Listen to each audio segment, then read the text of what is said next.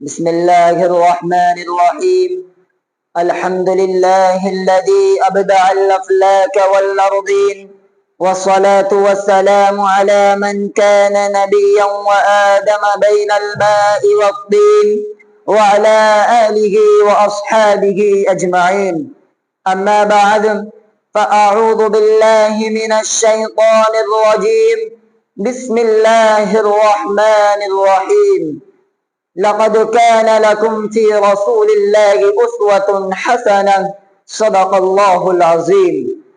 حمد و ثنا اور کبریائی خدائے بزرگ و برتر رب العالمین جل جلالہ کے لیے، اور درود و سلام آقائے دو جہاں، رحمت کائنات، فخر موجودات، خاتم النبیین، امام المرسلین، سید الاولین والآخرین، محمد مصطفیٰ احمد مجتبی پیغمبر اعظم صلی اللہ علیہ وسلم کے لیے، بلغ العلا بکمالہ، بلغ العلا بکمالہ، کشف الدجا بجمالہ، حسنت جمیع خصالہ، حسنت جمیع خصالہ، صلو علیہ وآلہ.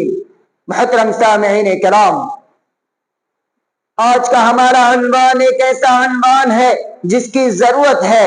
یہ عنوان نہ سیاست سے متعلق ہے، نہ تجارت سے، نہ امانت سے، نہ دیانت سے، نہ خطابت سے، نہ چودراہٹ سے، بلکہ محسن انسانیت، رحم و کرم کے پیکر، رب العالمین کے محبوب، رحمت للعالمین صلی اللہ علیہ وسلم کے اخلاق کریمانہ کے متعلق ہے. محترم سامعین کرام، پروردگار عالم نے اپنے محبوب کو اس دنیا میں ایسے وقت میں مبعوث فرمایا جب دنیا کے حالات بگڑے ہوئے تھے. لوگوں کے عقائد و معاملات، طور طریقے، رہن و سہن، سیادت و قیادت اور اخلاق و کردار کے لحاظ سے اس روئے زمین پر کسی انسان میں تلاش کرنے سے بھی نہیں ملتی تھی، بلکہ انسانیت کا پورا نقشہ ہی بدلا ہوا تھا.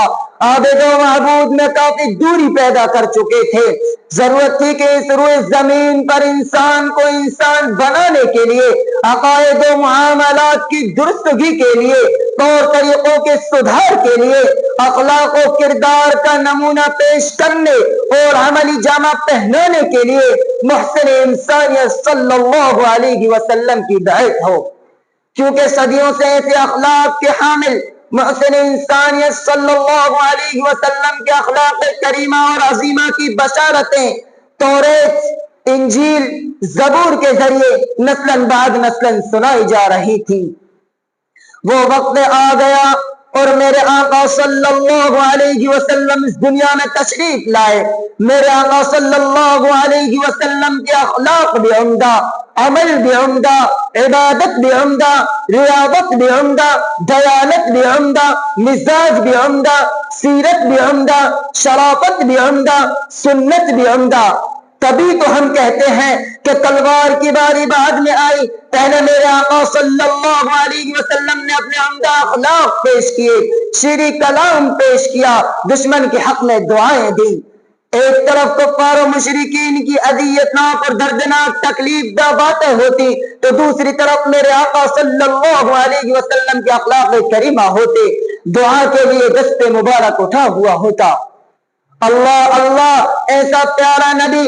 ایک طرف کفار و مشرکین دشمنی کرتے، دوسری طرف میرے آقا صلی اللہ علیہ وسلم کے پاس ان کی امانتیں ہوتی اور آپ صادق و امین کے لقب سے پکارے جاتے. لیکن جب خاتم النبیین والمرسلین نے مکہ میں توحید کا پرچم لہرایا اور دین کی دعوت دی، تو ہر ایک کی نگاہیں میرے نبی کی طرف اٹھی. کسی نے امانتیں رکھ کر آزمایا، کسی نے گالیاں دے کر آزمایا، کسی نے طعنے دے کر آزمایا، کسی نے کوڑا ڈال کر آزمایا، کسی نے بھنڈا ڈال کر آزمایا، کسی نے دیوانہ کہہ کر آزمایا، کسی نے مجنون کہہ کر آزمایا، کسی نے دوست بن کر آزمایا، کسی نے مہمان بن کر آزمایا. لیکن میرے آقا صلی اللہ علیہ وسلم نے ہر ایک کو اپنے اخلاق کے ذریعے خوش کر دیا، کسی کو ناراض نہیں کیا. وآخر دعوانا الحمدللہ رب العالمین.